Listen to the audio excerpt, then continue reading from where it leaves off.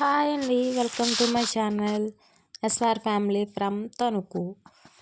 చూడండి ఎంత బాగున్నాయో, ఎంత ముద్దుగా ఉన్నాయో రేగుపళ్ళు.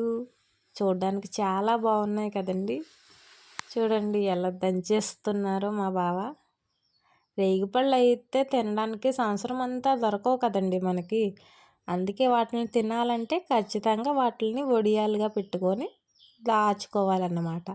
అంటే మీకు అర్థమైపోయి ఉంటుంది, ఇది రేగొడియాలు పెట్టే ప్రాసెస్ అనమాట. వాటికి కావలసిన పదార్థాలు చెప్పేస్తున్నాను, వినేయండి. పండు మిర్చి అండి, అంటే నార్మల్గా మనం కూరల్లో వాడే పచ్చిమిర్చి కాకుండా రేగు వడియాల్లోకి ఇలా పండు మిర్చి వాడాలండి. అలాగే అల్లం పండు మిర్చి కంపల్సరీ అండి. పండు మిర్చి వేయడం వల్ల రెడ్ కలర్ వస్తుందండి. ఆ రెడ్గా ఉంటే బాగుంటుంది కదా వడియాలు. అలాగే జీలకర్ర, పండు మిర్చి, అల్లం కలిపి ఫైన్గా మనం బాగా మంచిగా పేస్ట్ చేసేసుకోవాలండి. తర్వాత బెల్లం అండి. మామూలుగా అయితే బెల్లం వాడతారు చాలామంది. అదైతే ముక్కలుగా ఉండిపోతుంది, కొంచెం కరగదు, టైం పడుతుంది. కాబట్టి ఇప్పుడు మనకి మార్కెట్లో ఎలాగో బెల్లం పొడి దొరికేస్తుందండి. మేమైతే ఈ బెల్లం పొడినే యూస్ చేస్తున్నామండి ఈసారికి అయితే. అలాగే చిల్లీ పౌడర్ ఎక్కువగా వాడము, కాకపోతే కొంచెం రెడ్ కలర్గా కనిపిస్తాయి కాబట్టి కొంచెం అయితే ఇలా బయట కొన్న కారం పౌడర్ అయితే మనం వాడతామండి. ఇంకా చూడండి, రేగిపళ్ళు మంచి మన ఇంట్లో పట్టుకున్నామంటే బస్తాలో వచ్చేవన్నీ అన్నీ కలిపేసి వస్తాయి కదండి. మనం పట్టుకుంటున్నాం ఇంట్లో కాబట్టి మంచివన్నీ బాగా ఇలా వేరుకొని చెత్తవన్నీ పడేసి మంచివి మాత్రమే మనం ఇలా రోట్లో బాగా మెత్తగా దంచుకుంటామండి. తర్వాత ఇంకా నల్ల మిరియాలు తెలుసు కదండి.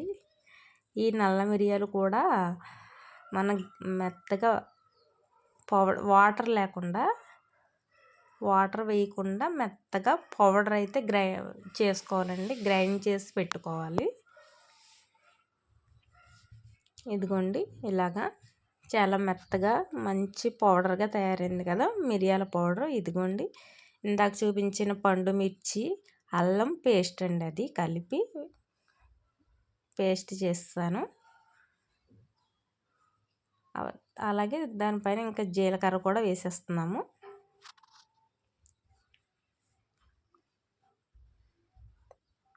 పచ్చిమిర్చి, అల్లం పేస్టు, అలాగే జీలకర్ర, తర్వాత చూపించిన నల్ల మిరియాల పొడి అండి ఇది. ఈ నల్ల మిరియాల పౌడర్ కూడా వేసేస్తున్నాము తగినంత. మనకి స్పైసీగా అంటే కస్టమర్స్ అడుగుతారండి, స్పైసీగా కావాలి అని చెప్తారు. లేకపోతే చిన్నపిల్లల కంటే కొంచెం స్పైసీ తగ్గించండి అని చెప్తారు. వాళ్ళు ఎలా చెప్తే దాన్ని బట్టి కారం అయితే యూస్ చేస్తామండి.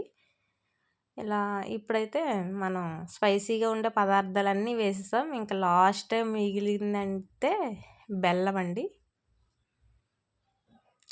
ఇప్పుడు వరకు వేసినవన్నీ స్పైసీ, ఇప్పుడు వేసింది మాత్రం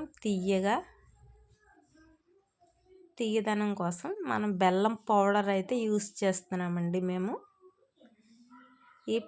ఒక ప్యాకెట్ వచ్చేసి కేజీ అండి. కేజీ ప్యాకెట్లు ఇలా తీసుకొస్తాం అన్నమాట. క్వాంటిటీని బట్టి అందులో వేసుకొని మనం కలుపుకుంటాం. క్వాంటిటీని బట్టి మనం కలుపుకుంటామండి. 1 kg or 2 kgs అలాగా.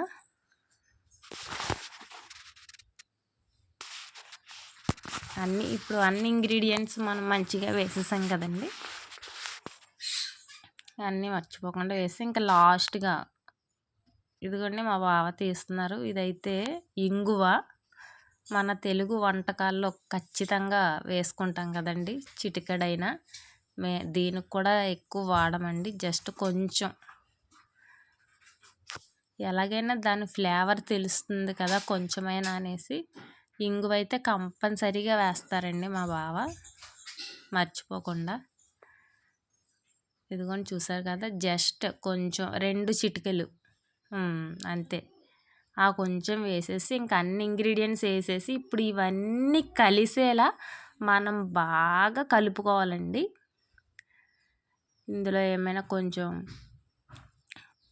అంటే దంచేటప్పుడు కొంచెం రేగిపళ్ళు ఒక్కొక్కటి నలగకుండా ఉండిపోతాయి కదా అండి, అలాంటివి ఏమైనా ఉంటే మన చేతికి తగులుతాయి. అలాగే పచ్చిమిర్చి, వెల్లుల్లి, ఇవి అల్లం పేస్ట్ ఆడుతూ ఉంటాం కదండి, అల్లం ముక్క ఏమైనా కొంచెం జస్ట్ మిస్ అయినా అవి మన చేతికి తగులుతూ ఉంటాయి. అలాగే అన్నీ బాగా పట్టాలంటే ఈ రేగిపళ్ళు పేస్ట్కి తీపి, కారం, పులుపు అన్నీ బాగా పట్టాలంటే మనం ఇలా కలిపిన దాన్ని బట్టే దాని టేస్ట్ అనేది అయితే మనకి బయటకు వస్తుందండి కంపల్సరిగా. మనం ఎంత బాగా కలుపుకొని కొంచెం ఒక గంట సేపు అయినా సరే పక్కన పెట్టేసుకోవాలండి ఈ పేస్ట్ని అయితే. అప్పుడు ఆ బెల్లం పౌడర్ అయినా కూడా కరగడానికి కొంచెం టైం తీసుకుంటుంది కాబట్టి మనం ఇదంతా కలిపేశాక ఒక గంట సేపు అయినా సరే పక్కన పెట్టేసుకుంటామండి. ఈ కలపడంలోనే అసలైన ప్రాసెస్ ఉంటుందండి. అదిగోండి అక్కడక్కడ పచ్చివి కొన్ని రేగిపళ్ళు నలగకుండా ఉండిపోతాయండి, అవి ఎంత బాగా దంచినా సరే. అలాంటివన్నీ మా బావ చేత్తో మళ్ళీ నలుపుతున్నారు చూడండి. మనం ఇంట్లో అయితే ఇలా మంచిగా పెట్టుకుంటామండి. అదే బయట కొన్న రేగిపళ్ళు, రేగి వడియాలు అయితే అలా బస్తాతో తీసుకెళ్ళి వాళ్ళు మిషన్లో వేసేస్తారు, మంచివన్నీ వేయరు. ఇదిగోండి ఇంకా రేగడియాలు పెట్టడానికి ప్లేస్ అయితే మా మేడ పైన ఇలా అరేంజ్ చేసేసుకున్నామండి. కింద చెక్కలు వేసేసి పైన ఫ్లెక్సీలు ఉంటాయి కదండి, అవి అయితే వేసేసి వీటి రేగడియాలు పెట్టడానికి మంచి ప్లేస్ మా బావ అరేంజ్ చేస్తారండి. ఇదిగోండి నెక్స్ట్ పెట్టడానికి ఇది కూడా రెడీ అయిపోయింది.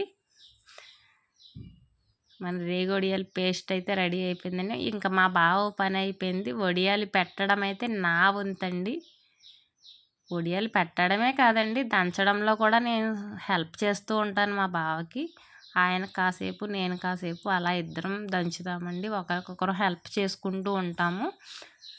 అన్నీ కలిపేసి నాకైతే ఇచ్చేస్తారండి. నేనైతే ఇంకా ఇలా మేడ పైన కూర్చొని వడియాలు ఇలా గరిటెతో పెట్టేస్తానండి నేను. నాకు ఇలా ఇది పెట్టడానికైతే ఇంకా 2 hours అయినా పడుతుందండి ఖచ్చితంగా. ఇది పేస్ట్ అంతా ఖాళీ అవ్వాలంటే ఇదంతా వడియాలు ఇలా పెట్టుకుంటూ ఉంటానండి. నాకు 1 hour, 1.5 hour, 2 hours కూడా పడుతుంది.